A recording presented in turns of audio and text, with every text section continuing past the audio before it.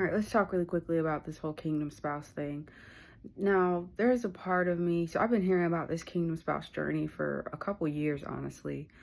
And there's part of me that wonders, is there a kingdom spouse deception happening? Like, I know that kingdom spouses exist in terms of like, they're like, it's just another way to me for people to say soulmate. Like, I know that God has a soulmate for people, right? Like, I know that God took me out of my Adam, if you will, and created me to be perfect for my husband, right?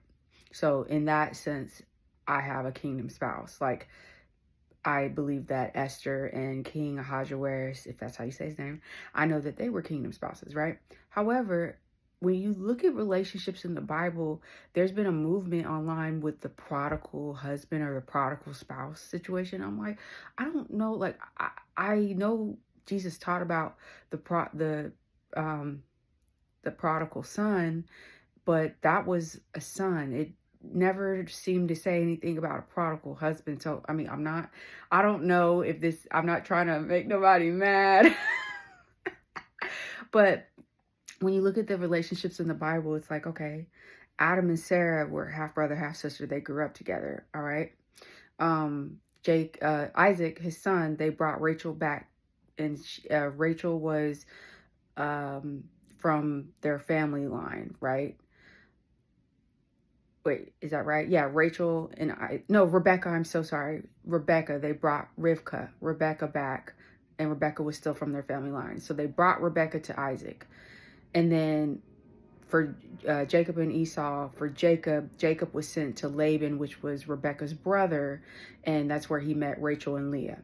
Okay, so where is their prodigal husband here? Okay, let's keep going. So then you have Joseph. Joseph's wife was appointed to him, but I believe that he grew up with her in some way, and then the king of Egypt appointed her as his wife. Maybe he asked for her. Okay, so we keep going in the Bible and we see that men take wives. Boaz saw Ruth in the field. Excellent. Made her his wife. Where do you see a prodigal husband where a woman really wanted a man and God told her that that was her husband, and then he went off into rebellion, and then she had to wait and pray and wait for communication and pray for him to get right before they got married? Now, I hope I'm not making y'all mad, but it just kind of seems to me like that's kind of what's being taught with the prodigal husband, prodigal spouse situation. And I'm not saying that that's not the case for some, but God, he's not black and white, right? But he is the same yesterday, today, and tomorrow. And so we see relationships in the Bible that to me don't really line up with what's being taught with this whole prodigal husband situation. Now, that's not to say that that can't be the case. I know God does have to do a work in people to bring them to the point where they're ready to be husbands and wives and fathers and mothers, right? At the same time, I'm really praying against the spirit of delusion in the name of Jesus, and I'm praying against covetedness, people coveting people that maybe aren't theirs.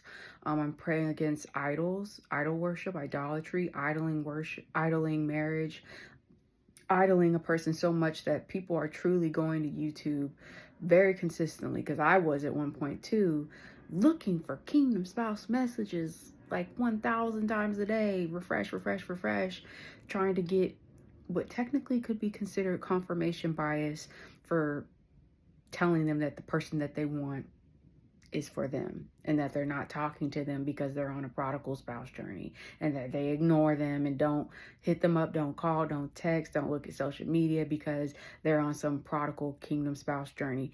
And it's possible that that man or that woman isn't for you. So once again, I don't know where I fall in this. I don't know where you fall in this, but perhaps if you fast and pray, if you've really been grappling, like, is this my husband? Is this my wife? And then you have people on YouTube saying that God told them who their husband and wife was.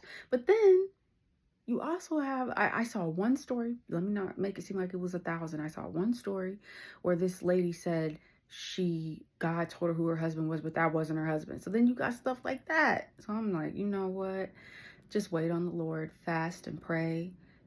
He may or may not reveal to you who your spouse is, but I know when he introduces you all, your spirits will recognize one another. And it is my prayer that nobody has to have a prodigal spouse journey where you connect and then run away from each other and then connect again and run away from each other. I'm not sure that I'm not God, but I just know I want my soulmate. I want the love of my life. I want to connect and stay connected. So, kingdom spouse journey, is it mass deception? Is there truth in it? God will tell you. It's between you and God.